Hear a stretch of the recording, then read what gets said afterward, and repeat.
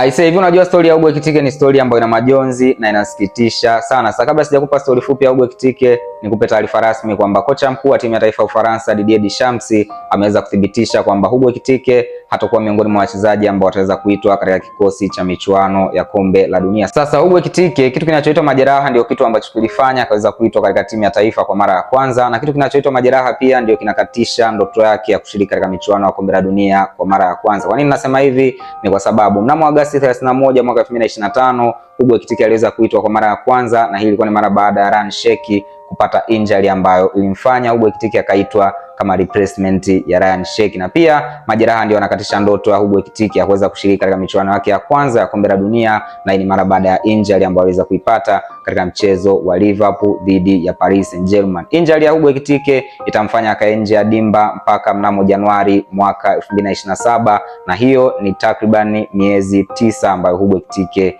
atakuwa nje ya dimba. Tunamtakia Hugo Ekitike aweze kupona salama na aweze kurejea tena katika majukumu yake ya kisoka.